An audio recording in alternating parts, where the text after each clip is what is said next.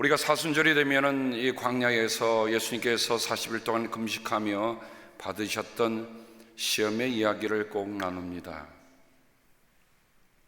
저는 말씀을 다시 한번 생각하면서 오늘 말씀의 설교 제목을 이렇게 잡았습니다. 내가 하나님의 아들이거든. 사탄의 시험이, 악마의 시험이 제1 시험과 제3 시험에 보면 내가 하나님의 아들이거든 이란 말씀이 시작과 끝에 배치가 되고 있습니다. 마태복음과 마가복음에는 이 시험과 3시험이 뒤바뀌어 있지만은 누가가 왜 내가 하나님의 아들이거든 이란 말을 제1시험으로 놓고 내가 하나님의 아들이거든 제3시험으로 놓았을까 하는 것을 오늘 말씀을 통해서 여러분과 함께 깊이 묵상하고자 합니다. 예수님께서 요단강에서 세례 요한에게 세례를 받으셨습니다. 그때 인증받으신 게 뭡니까? 너는 내 사랑하는, 내가 기뻐하는 아들이다라는 겁니다. 여러분, 강이라고 하는 건 무엇을 의미합니까? 강이라고 하는 것 자체가 생명을 의미합니다. 그 강에서 하나님으로부터 너는 내 사랑하는 아들, 내가 기뻐하는 아들이라는 하늘로부터의 음성을 들으신 예수님, 당연하죠. 성령으로 충만하셔서 성령에 이끌려서 이제 어디로 오십니까? 광야로 오셨습니다. 그런데 사탄의 시험이, 악마의 시험이 다른 것으로 시작하지 않습니다. 40일 동안 예수님께서 금식하셨습니다. 몹시 시장하셨습니다. 여러분, 40 동안 금식했다고 하는 것은 사람이 정말 할 수 있는 끝까지 온 겁니다. 그러면서 사탄이 뭐라고 얘기합니까? 내가 하나님의 아들이거든. 여러분, 모세가 하나님의 산에 올라가셔서 하나님 앞에 40일 동안 주야로 금식하며 받은 게 뭐였습니까? 하나님으로부터 십계명이라고 하는 엄청난 선물을 받았고 내려왔잖아요. 그런데 예수님은 광야로 나가셔서 40일 금식하셨었는데 하나님부터 엄청난 십계명이라고 하는 하나님의 법을 받으신 게 아니라 오히려 악마로부터 이런 도전을 받는 겁니다. 내가 하나님의 아들이거든. 도대체 하나님의 아들이라는 게 뭘까? 왜 그 시험이 올까? 왜 악마는, 왜 사탄은 예수님께 내가 하나님의 아들이라는 것을 도전하고 오고 있을까? 여러분, 요한복음 1장 12절에 보면 사도 요한은 그러나 그를 맞아들인 사람들, 그가 누굽니까? 예수님이잖아요. 예수님을 맞아들인 사람들, 곧 그 이름을 믿는 사람들에게는 하나님의 자녀가 되는 특권을 주셨다. 요한은 이렇게 아주 엄청난 선언을 합니다. 우리가 예수님을 믿으면 하나님의 자녀가 되는 특권을 우리가 받았다는 거예요. 사랑하는 성도 여러분, 여러분 세례를 안 받으신 분이 이 자리엔 거의 없으십니다.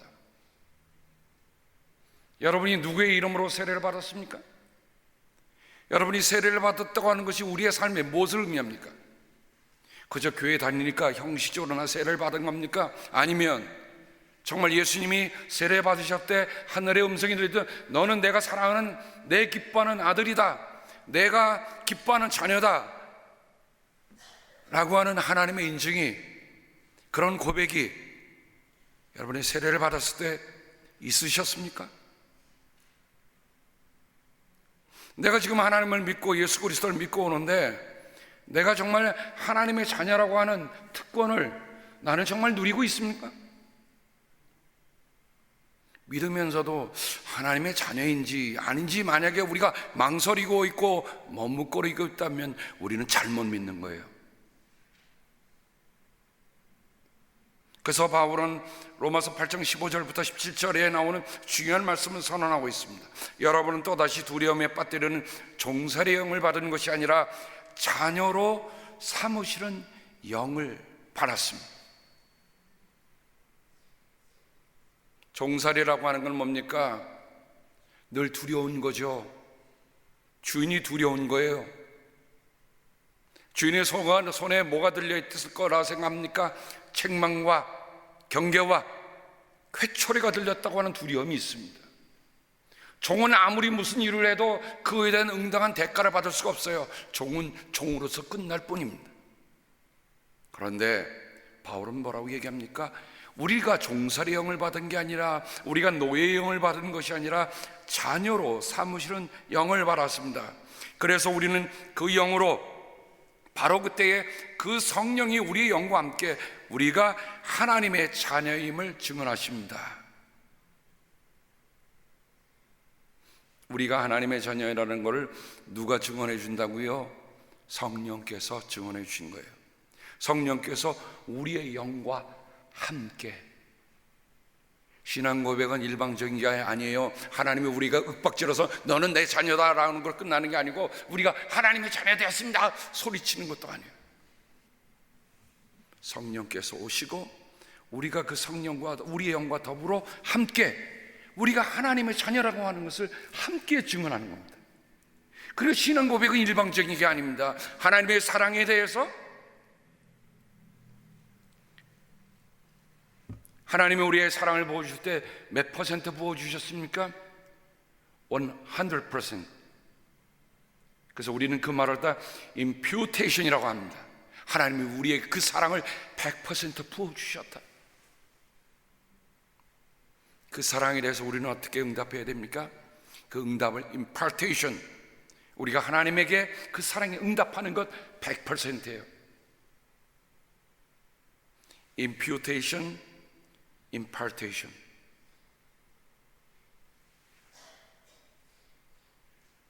자녀이면 상속자이기도 합니다. 우리가 그리스도와 함께 영광을 받으리고 그와 함께 고난을 받으면 우리는 하나님이 정하신 상속자요 그리스도와 더불어 공동 상속자입니다. 이런 영광이 어디 있습니까? 자녀만 삼아주셔도 고마운데 자녀라고 하는 것 자체가 상속자라는 겁니다. 근데 상속자인데 우리가 그리스도와 함께 고난을 받을 때 비로소 우리가 그리스도와 더불어 공동 상속자라는 거예요. 그래서 우리는 그리스도를 믿으면 그리스도와 함께 고난 받는다는 거 각오하고 믿어야 돼.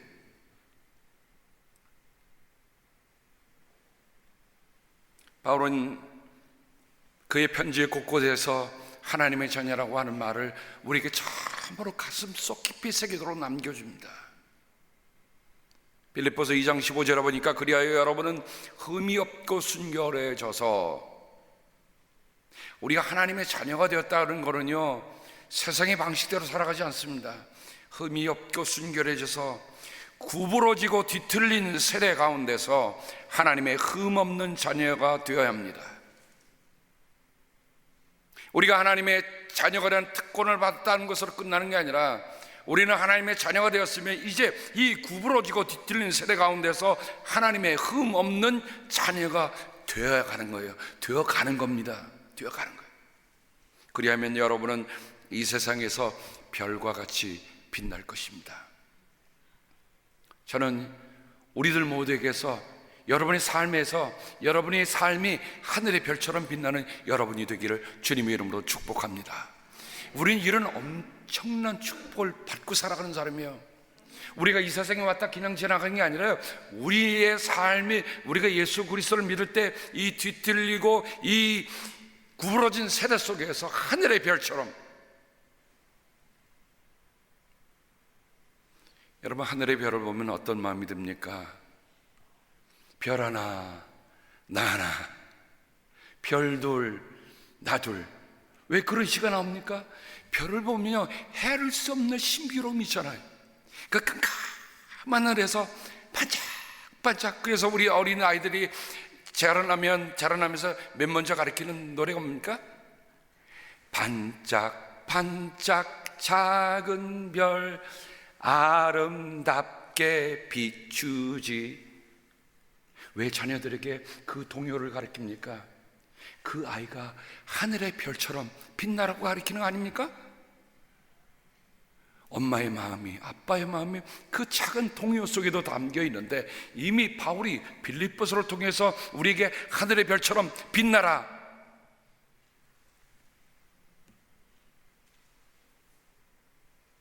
예수님의 가장 사랑받는 제자 요한은 훗날 이렇게 편지를 보냅니다. 아버지께서 우리에게 얼마나 큰 사랑을 베푸셨는지를 생각해 보십시오. 저는 문득문득 지나가다 아버지의 사랑을 생각하면 말이에요, 내가 이렇게 사랑받고 있다니, 그저 감사하고 감사할 밖에 없어요. 내가 이렇게 사랑받고 있다니.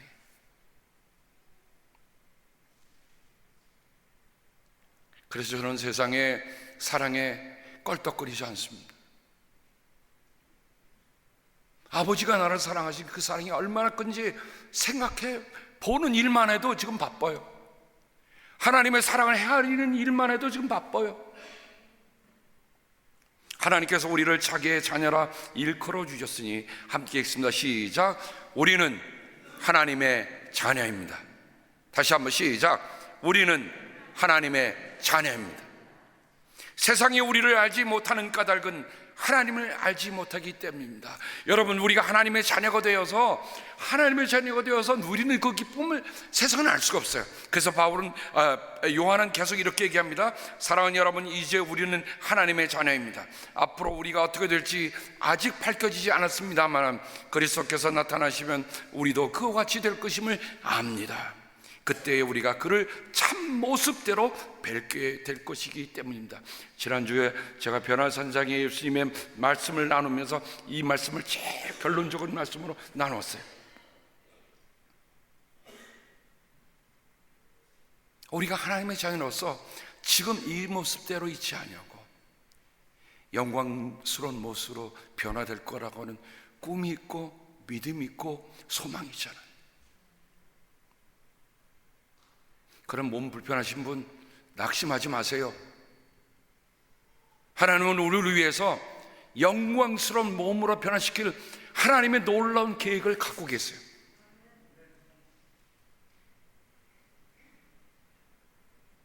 그러면서 요한은 이렇게 얘기합니다.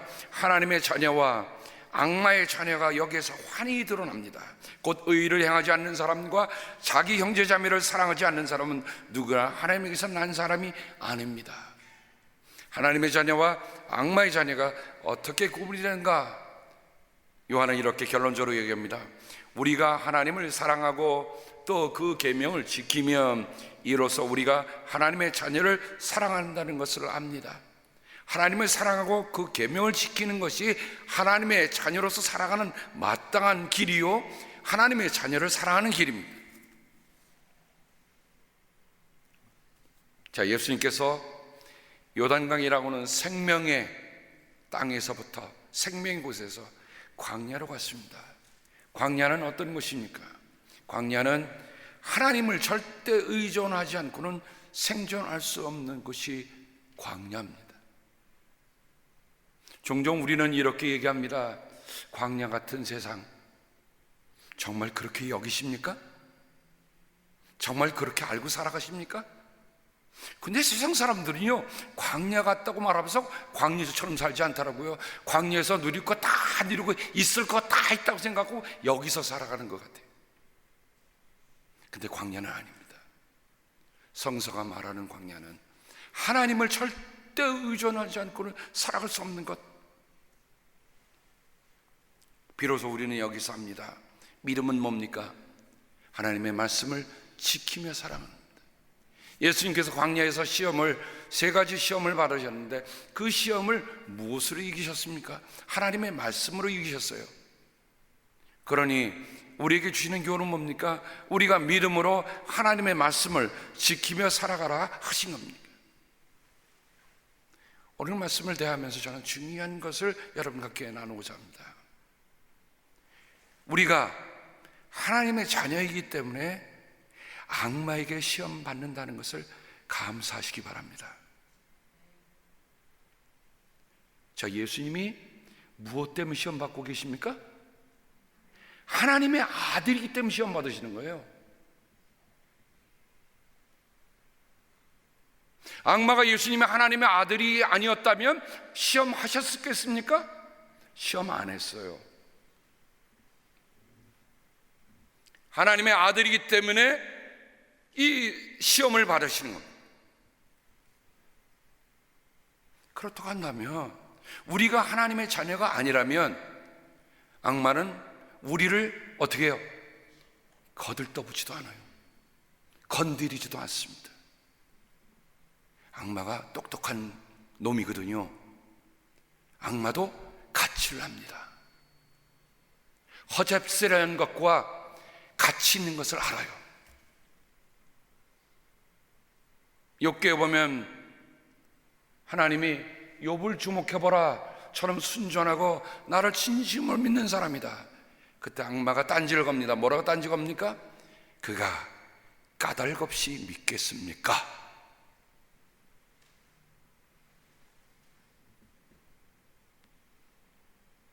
여러분, 사탄이라는 말 자체가, 디아블로스라는 말 자체가 고발자 아닙니까? 늘 하나님의 존재의 앞에서 고발하고 딴지 거는 사람이, 딴지 거는 사람이 아니죠. 딴지 거는 존재가 디아블로스, 사탄이에요. 그가 까닭 없이 믿겠습니까?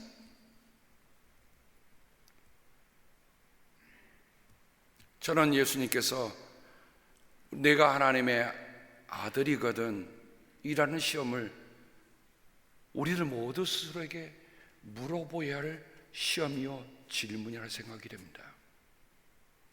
여러분 한번 생각해 보세요. 그 시험, 예수님이 받으신 시험, 그것도 내게 온 시험이다 생각해 보셨습니까? 그 시험, 내가 지금 그 시험 때문에 지금 그 시험을 치르고 있는 중이다 생각해 보셨습니까? 내가 그 시험을 거쳐서 여기까지 왔노라 그렇게 고백할 수 있습니까? 그렇다고 한다면 우리는 하나님의 자녀예요. 근데 나는 그런 시험 들어보지도 못했고 그거 별로 생각도 안 해봤고 아무런 걸림도 없는데요 라고 생각하면 죄송합니다. 여러분 하나님의 자녀가 아니에요.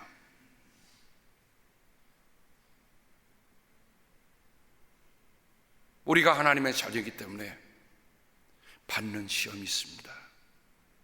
우리가 하나님의 자녀이기 때문에 악마는 우리를 그대로 내버려 두지 않는 거예요.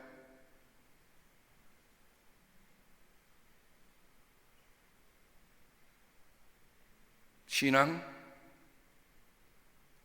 여기에 깊이 생각할 도전이 있는 겁니다. 하나님의 자녀라고 해서 우리가 면책특권을 갖고 있는 거 아닙니다. 이런 유혹에서 자유로운 게 아니에요. 우리는 이 유혹이 더 고통스러운 거예요. 더 힘든 거예요. 우리 가운데 잘 믿는 신앙의 지도자들이 마지막에 가서 이 유혹에 걸려 넘어진 거 우리 많이 보아오잖아요. 여러분 오늘 말씀해 보면 이 악마는 어떻게 합니까?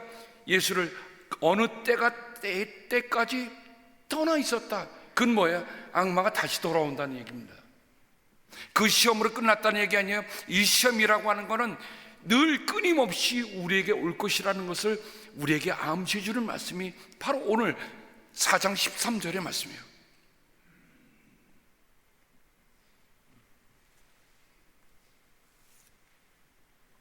제가 광야한 하나님을 절대 의존하지 않고는 생존할 수 없는 곳이라고 했습니다. 자, 그러면 악마의 시험이 뭔가 아주 심플하게 한번 생각해 보겠습니다. 40일 금식 후에 아까 말씀드렸죠? 모세는 하나님께 법을 받았어요. 하나님께 큰 선물 받은 거예요. 근데 예수님도 그거 기대하셨을까요? 저는 기대했으리라 생각이 됩니다.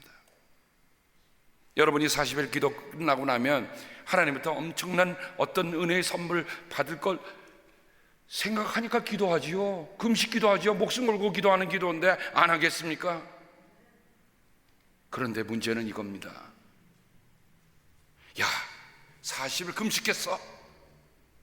어쩌면 영적으로 가장 강한 순간인데 가장 약할 수 있다는 겁니다. 예수님도 시장하셨다 했어요. 악마는 바로 이것을 노린 겁니다. 우리가 40일 금식한 후에 오는 시험인 것을 생각해 보세요. 우리는 아직 3일도 금식 제대로 못했는데, 일주일도 못 갔는데, 10일도 못 갔는데 40일이라뇨. 내가 할 수 있는 최선의 것을 다 한 연후에도 시험은 온다는 것입니다. 그러므로 나의 약함을 오히려 인정하고 나의 약함을 자랑하는 것이 우리에게 필요한 겁니다. 악마의 시험 두 번째 보면 빠른 길이, 쉬운 길이 곧 바른 길이 아니라는 것이죠. 여러분, 일확천금을 노리는 사람 있죠? 이거는 악마의 시험입니다. 악마의 유혹이에요. 예수님 뭐라고 하셨습니까? 좁은 길, 좁은 문입니다. 세 번째 시험은 벼랑 끝에 달려간 시험입니다. 하나님, 내가 이 시험만 없으면 좋겠는데요 라고 하는 시험이 있다고 한다면 여러분, 예수님의 세 번째 시험을 기억해 보시기 바랍니다. 자, 그러면 제가 시험을 한번 이렇게 정리를 해봤습니다. 악마의 시험 첫 번째, 내가 하나님의 아들이거든 돌들어 빵이 되라라. 두 번째 시험, 내가 모든 권세와 영광이 다 내게 주어져 있다. 내가 모두 주겠다. 내게 엎드려 절하면. 세 번째 시험은 내가 하나님의 아들이거든 뛰어내려봐라. 하늘의 천사들이 너를 닿지 않게 할 것이다. 사도 요한은 마태, 마가, 누가복음에는 이 40일의 시험이 기록되어 있습니다만 요한복음서에는 이 시험이 기록되어 있지 않습니다. 그런데 사도 요한의 편지 속에 보면 이것을 이렇게 우리에게 스며들게 합니다. 우리의 육신의 정욕, 눈의 정욕, 이생의 자랑, 이게 다 시험거리입니다. 그러면 시험의 속내를 한번 살펴보십시다. 시험에 어떤 속셈이 있는가? 내가 하나님의 아들이거든 돌더러 빵이 되어라. 돌더러 빵이 되게 하라. 근데 제가 말씀을 생각하면서 예수님 그럴 능력이 있습니까? 없습니까? 있지요. 어느 때 있었습니까? 세상에 오병이어로 5,000명을 먹고도 남기셨어요. 요한복음에 보면 예수님이 물로 포도주도 바꾸셨어요. 죽은 나사로도 살게 하셨는데, 그럼 여기에 뭐가 있단 말인가? 자, 내가 40일 금식 기도를 마쳤습니다. 그 말은 이렇게 우리가 생각해 볼 수 있습니다. 내 자신을 최고다, 내 자신을 과신하라는 얘기입니다. 어떻습니까? 우리가 어떤 일을 이루고 나면 우리 안에 하나님을 의존하는 마음이 커집니까? 아니면 내가 더 커집니까? 신앙은 이게 주 차이밖에 없는 거예요. 하나님이 커지시든가 내가 커지든가. 바울은 고민했어요. 내 안에 두 개가 늘 싸우고 있다. 육신의 법과 성령의 법이 서로 싸우고 있다. 아이고, 그렇게 기도하고 그렇게 신앙적으로 준비된 바울이 그랬단 말입니다.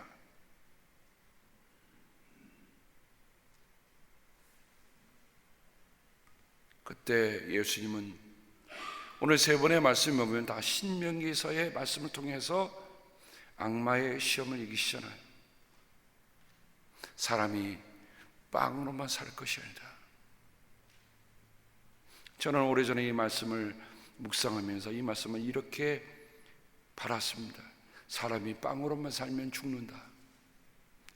빵으로만 살면 다 죽어요. 근데 사람들은 빵이 최고인 줄 알고 살아가. 사람은 빵으로만 살 수 없는 존재라는 것, 하나님의 입에서 나오는 모든 말씀으로 살 것이다. 그게 우리가 유혹을 넘어가는 유일한 방도입니다. 에베소 6장에 보면 바울이 영적인 무장을 하면서 다 방어 무기인데, 방어용인데 유일하게 공격용이 있습니다. 뭐죠? 성령의 검, 하나님의 말씀입니다. 하나님의 말씀이 준비된 사람만은 모든 공격에서 싸울 수 있는 힘이 되는 거예요. 예수님이 그 검을 사용하고 계십니다. 내가 모두 주겠다, 내게 엎드려 절하면, 그건 뭡니까? 시험의 속내를 보면 사탄을 신뢰하라는 거예요. 사탄이 모든 걸 다 갖고 있는 것처럼 보이거든요. 세상이 모든 것을 다 갖고 있는 것처럼 보이거든요. 주 너희 하나님만을 섬기라 하셨다. 네가 하나님의 아들이거든 이 높은 곳에서 뛰어내려 보아라. 하나님이 너를, 하나님 천사들을 동원해서 너를 보호하실 것이다. 시험의 속내를 보면 이건 믿음이 아닙니다. 이건 뭐예요? 주님을 시험하는 거예요.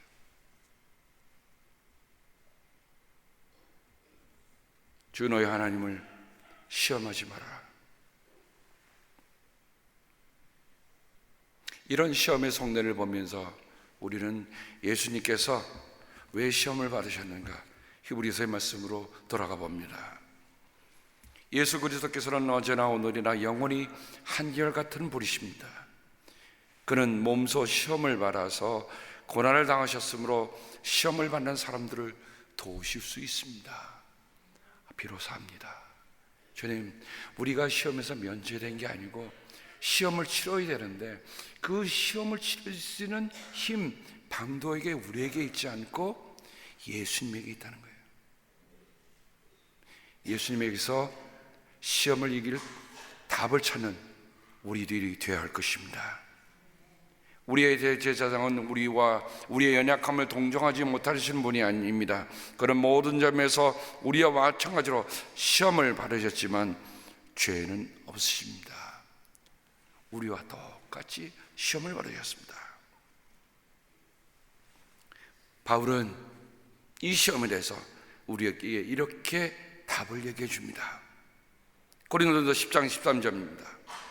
여러분은 사람이 흔히 겪는 시련밖에 다른 시련을 당한 적이 없습니다. 하나님은 신실하십니다. 여러분이 감당할 수 있는 능력 이상으로 시련을 겪는 것을 하나님은 허락하지 않으십니다. 자, 빨간 줄침과 우리 함께 읽습니다. 시작. 하나님께서는 시련과 함께 그것을 벗어날 길도 마련해 주셔서 여러분이 그 시련을 견뎌낼 수 있게 해 주십니다. 시련이 오면 글쎄 시험일지 시련일지 이 둘을 분간하는 게 참 쉽지 않습니다. 왜냐하면 헬라어 성경에 보면 페이라조는 같은 말을 씁니다. 같은 말이 시험이 되기도 하고 같은 말이 시련이 되기도 합니다. 여하튼 시련이든 시험이든 여기 보면 벗어날 길이라는 말을 해주고 있는데, 벗어날 길, 벗어날 방책, 벗어날 방도라는 이 말이 신약성경에 딱 두 번 쓰이고 있습니다. 그다음 말씀을 한번 보시죠. 자, 벗어날 길과 그 밑에 히브리서 13장 7절의 말씀입니다. 함께 읽습니다. 여러분의 지도자들을 기억하십시오. 그들은 여러분에게 하나님의 말씀을 일러주었습니다. 그들이 어떻게 살고 죽었는지를 살펴보고 그 믿음을 본받으십시오. 우리말하는 풀어놔서, 세번역 성경 풀어놔서 그런데 그들이 어떻게 살고 죽었는지를 살펴보고, 여기 보면 그들의 종말을 보고라고 되어 있습니다. 그들의 종국을 보고, 그들의 삶의 결론을 보고, 그들의 삶의 결과를 보고 우리는 모두 이 세상에 왔습니다. 모두가 다 이 세상에서 머무는 게 아니라 이 세상을 떠나야 할 시간이 누구에게 있습니다. 누구나 그 출구를 가야 합니다. 그런데 그 과정 중에서 우리는 시험을 치러야 합니다. 근데 그 시험이 우리 스스로 치를 수 있는 시험이 아니라는 거죠. 우리 힘만은 될 수 없는 거라는 거죠. 우리 속에는 어떤 마음이 있습니까? 자신을 과신하는 마음이 있습니다. 사탄에게 타협하려고 하는 마음은 우리에게 없습니까? 더 나아가서는 우리 주님을 시험해 보는 일은 없습니까? 사순절의 시간은 우리가 하나님의 자녀됨에 대해서 다시 한번 깊이 묻게 해준 시간입니다. 우리가 제대로 믿고 왔는지, 우리가 잘 믿고 있는지 라고 하는 것을 우리 스스로에게 돌아보게 합니다.